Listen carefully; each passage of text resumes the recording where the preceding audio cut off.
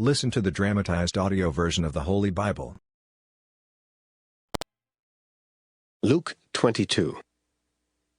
The feast of thin bread, also called Passover, was near. The chief priests and the teachers of the law of Moses were looking for a way to get rid of Jesus, because they were afraid of what the people might do. Then Satan entered the heart of Judas Iscariot, who was one of the 12 apostles. Judas went to talk with the chief priests and the officers of the temple police about how he could help them arrest Jesus. They were very pleased and offered to pay Judas some money. He agreed and started looking for a good chance to betray Jesus when the crowds were not around. The day had come for the feast of thin bread, and it was time to kill the Passover lambs. So Jesus said to Peter and John, "Go and prepare the Passover meal for us to eat." But they asked, "Where do you want us to prepare it?" Jesus told them, "As you go into the city, you will meet a man carrying a jar of water. Follow him into the house and say to the owner, 'Our teacher wants to know where he can eat the Passover meal with his disciples.' The owner will take you upstairs and show you a large room ready for you to use. Prepare the meal there." Peter and John left.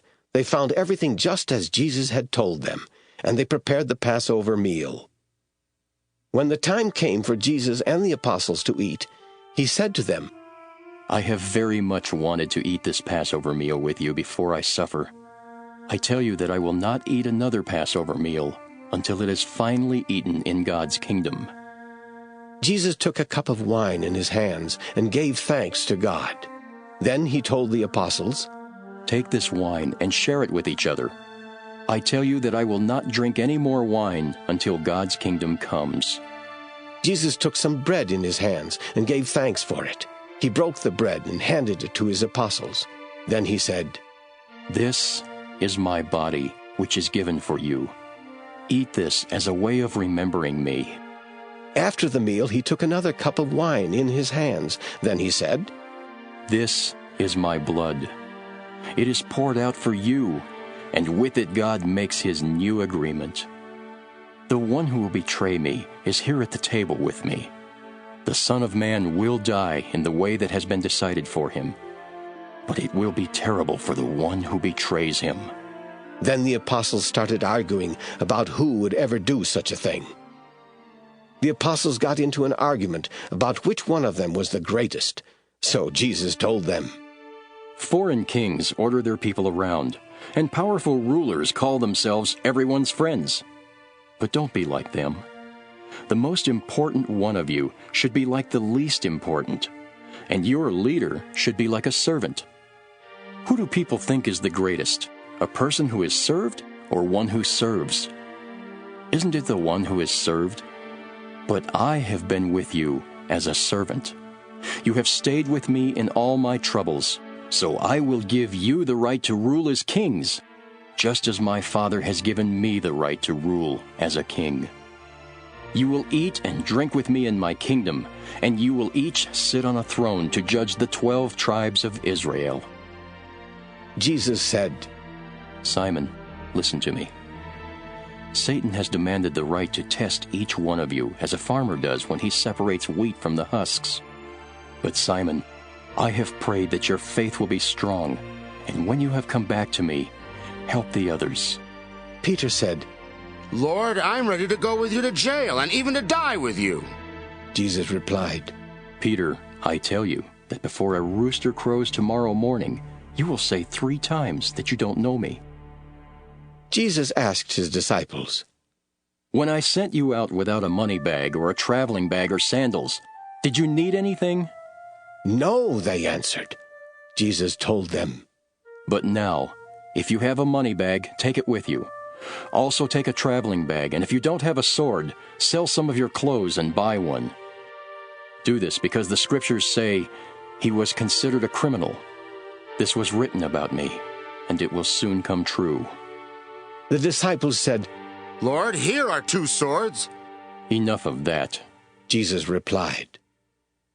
Jesus went out to the Mount of Olives, as he often did, and his disciples went with him. When they got there, he told them, "Pray that you will not be tested."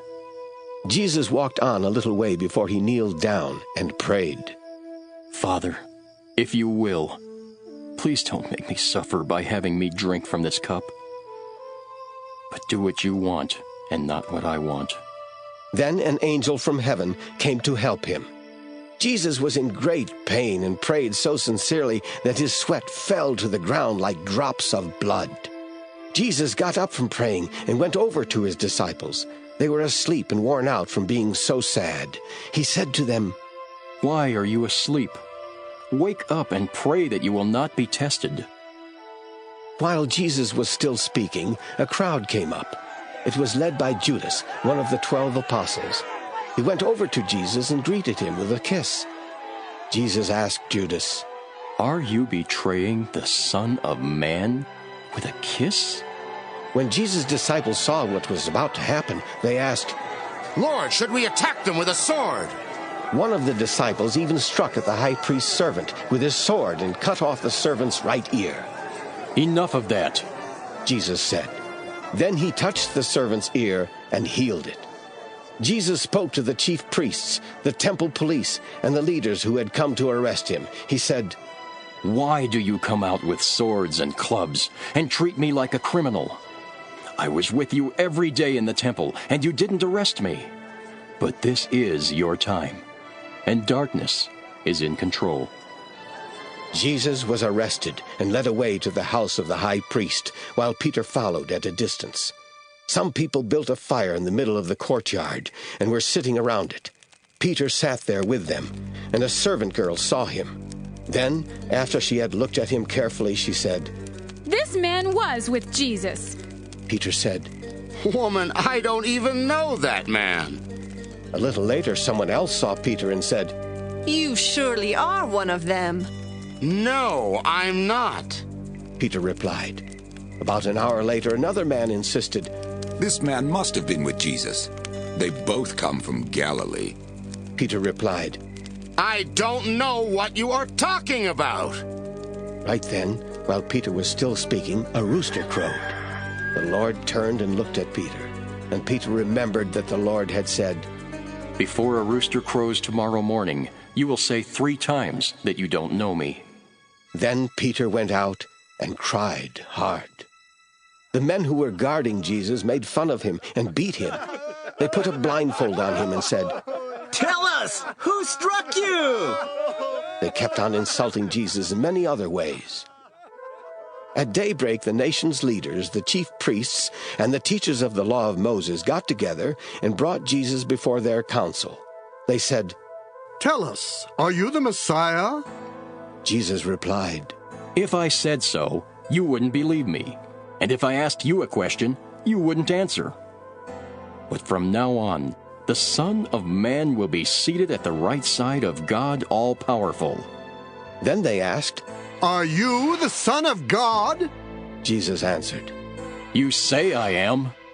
They replied, "Why do we need more witnesses? He said it himself."